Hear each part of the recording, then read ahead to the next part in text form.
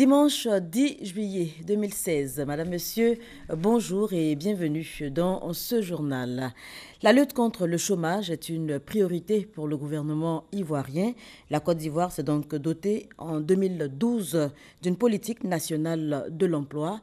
Eh bien, vendredi 8 juillet dernier, le ministre de l'Emploi, de la Protection sociale a fait le point. C'était au cours d'un atelier de restitution du rapport d'évaluation de la politique nationale de l'emploi 2012-2016. Les échos avec Hamza Diaby. Ces chômeurs sont en majorité des femmes, 53,4%, et des jeunes, avec un taux de chômage respectif de 9,3% pour les 15-25 ans et 7,3% pour les 14-35 ans. Le marché du travail offre généralement des emplois de faible qualité, 91,2% d'emplois informels et 114,6% d'emplois décents, notamment chez les jeunes. Conscient de ce fait et de la nécessité de rompre avec le pilotage à vue de l'emploi, le gouvernement s'est doté d'une politique nationale de l'emploi PNE 2012-2015. Cela en vue d'accroître les opportunités d'emploi décents. Les résultats du rapport ont été présentés ce vendredi. L'objectif de la mission est de procéder à une évaluation de la mise en œuvre de la politique nationale de l'emploi de la Côte d'Ivoire 2012-2015 et en tirer une série de recommandations pertinentes en vue de l'élaboration d'une nouvelle politique en phase avec le plan national de développement. Ces actions en faveur de l'emploi se sont organisées autour de 3 piliers. La stimulation de la création économique, l'investissement dans l'accumulation du capital humain et la rationalisation de la gouvernance de l'emploi. Elles ont été mises en œuvre à travers la stratégie de relance de l'emploi adoptée le 26 novembre 2013. Le cadre institutionnel ainsi formalisé avait pour objectif d'être le levier de création d'au moins 1 million d'emplois à l'horizon 2015, selon l'engagement pris par son Excellence M. Alassane Ouattara. Et je puis vous assurer que cette promesse a bel été tenue, puisque nous en sommes à plus de 2 millions d'emplois créés en 2011 et 2015, selon les résultats des différentes enquêtes sur l'emploi. Toujours selon ces enquêtes, le taux de chômage est passé de 9,4% en 2012 à 5,3% en 2014. Outre la restitution des résultats de l'évaluation de la PNE 2012-2015, le dispositif technique de la PNE couvrant la période 2016-2020 a été présenté. Pour relever le défi de l'emploi, selon Dramane Aïdara, il faut que tous, gouvernements, dirigeants d'entreprises et dirigeants syndicaux, ainsi que les organisations internationales compétentes, unissent leurs efforts en coopération étroite avec les collectivités et les organisations citoyennes. Direction Kigali, au Rwanda, pour avoir des échos de la 3e réunion du groupe de haut niveau sur l'égalité des genres et l'autonomisation des femmes.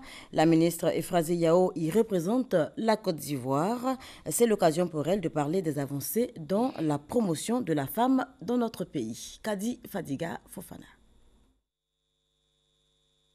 2016 déclarée année africaine sur les droits de l'homme avec un accent particulier sur les droits de la femme. L'Union africaine a donc élaboré des instruments juridiques à même de promouvoir l'égalité entre les deux sexes. Malgré ces mécanismes, il existe encore un énorme déficit dans la jouissance effective de ces droits par les femmes. Exclusion économique et des systèmes financiers perpétuent la discrimination des femmes. Leur participation limitée à la vie politique et publique, manque d'accès à l'éducation, autant de mots qui freinent l'avancée des femmes dans la société africaine. Réunis à Kigali au Rwanda, les ministres en charge des questions féminines planchent sur cet épineux problème. C'est la 3e réunion du groupe de haut niveau de l'Union africaine. Tous les ministres africains se réunissent pour partager leurs expériences, pour faire le bilan et surtout relever les défis à venir, parce que la lutte pour la réduction des inégalités de cesse continue. Et donc nous allons partager la riche expérience de la Côte d'Ivoire. Nous sommes déjà sur un pays plutôt modèle de l'Afrique. L'expérience du Rwanda, c'est un parlement majoritairement féminin. Le 15 juillet à Kigali, ouverture du 27e sommet des chefs d'État et de gouvernement de l'Union africaine. Les travaux de réflexion du groupe de haut niveau serviront donc à mener des débats francs et houleux pour une meilleure prise en compte de la question genre sur le continent africain. Retour chez nous pour nous intéresser au programme concocté pour vous par Radio Côte d'Ivoire en cette période de vacances scolaires. Un programme alléchant, vous le verrez dans ce reportage signé Ami Sissoko.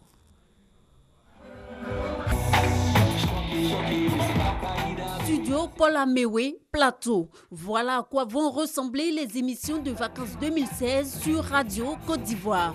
Pour occuper sainement la jeunesse, les émissions de cette année sont placées sous la thématique « La jeunesse face aux défis des IST, du sida et de l'usage des drogues en Côte d'Ivoire », un partenariat avec le ministère de la Santé et de l'Hygiène publique. Il y a un message important que nous devons apporter à la communauté, c'est que de ne pas stigmatiser les consommateurs de drogue.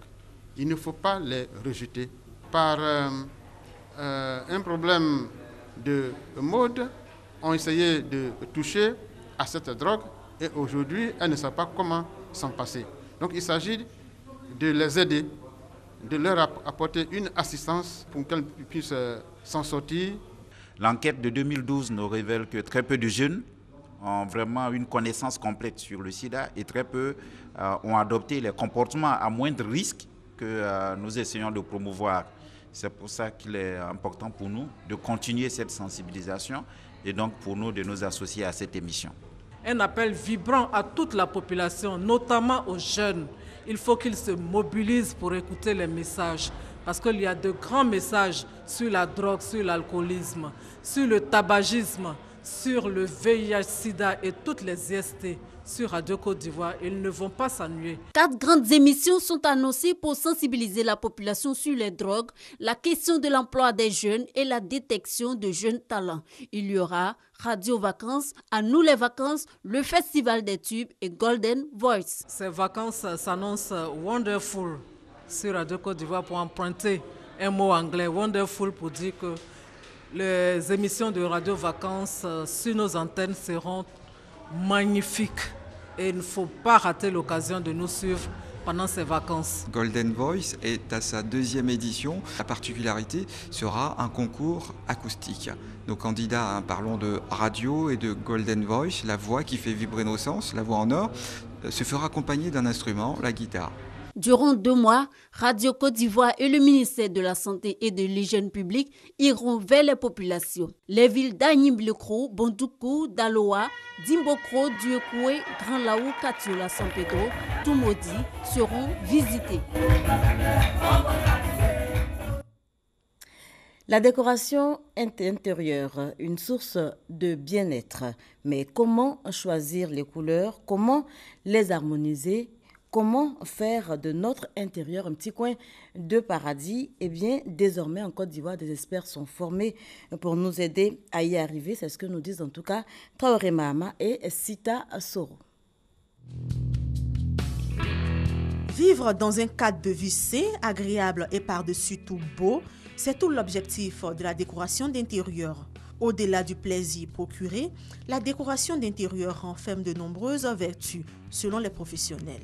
Quand on a une belle maison, on a un bel espace de vie, ça augmente la durée de vie. Hein. Ah oui, quand tout est beau autour de vous, vous avez les nerfs qui sont bien stimulés, vous avez la paix du cœur. Une chambre où le malade arrive, il est déjà stressé, affaibli, on va utiliser des couleurs qui vont le conduire au repos. Par exemple le bleu.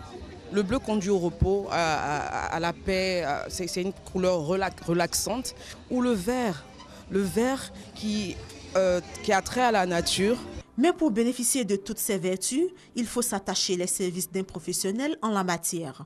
Une denrée rare ici en Côte d'Ivoire, car le secteur de la décoration d'intérieur est dominé par des autodidactes. Pourtant, l'essor du secteur dépend de la formation. Aujourd'hui, toutes ces personnes qui sont diplômées sont formées à être des chefs d'entreprise. En fait, sont coachées à être des chefs d'entreprise qui, elles, embaucheront des jeunes Ivoiriens. Donc je veux dire que notre secteur va apporter de l'emploi, et contribuer à la réduction du chômage en Côte d'Ivoire. À ce jour, on compte une 60aine de professionnels de la décoration formés en Côte d'Ivoire. Tous sont issus du seul centre de formation existant en Afrique de l'Ouest depuis 2011.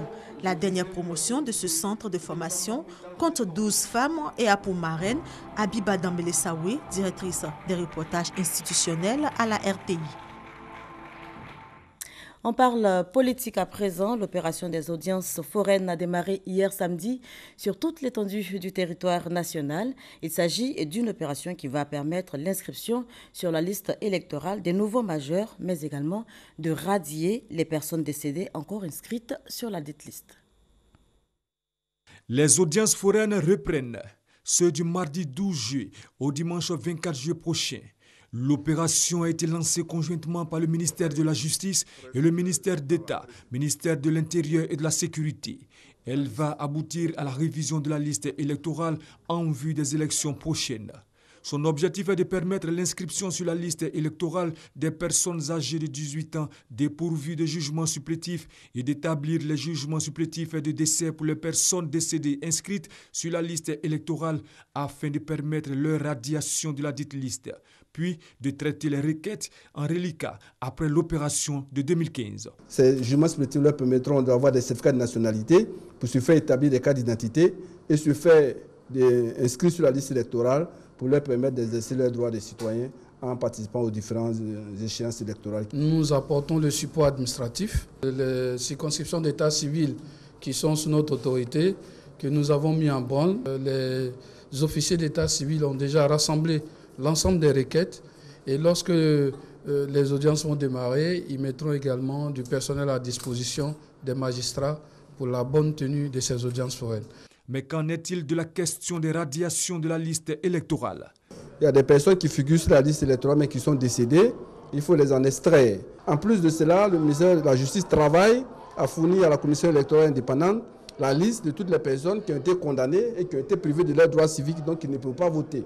300 000 personnes sont visées par cette opération.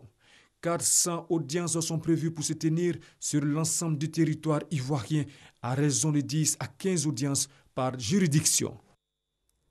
Voilà, c'est un reportage signé Abou Sanogo, avec qui on reste cette fois avec Kader Ouattara et Abou Sanogo pour évoquer cet anniversaire du Soudan du Sud, le Soudan du Sud qui a célébré hier samedi son 5e anniversaire d'indépendance, un anniversaire sous fond de tension. Le spectre de la violence refait surface à nouveau au Soudan du Sud. Plus de 150 morts.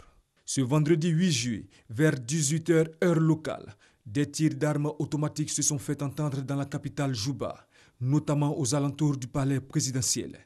Au même moment, le président Salva Kiir et son vice-président Riek Machar donnaient une conférence de presse au palais présidentiel.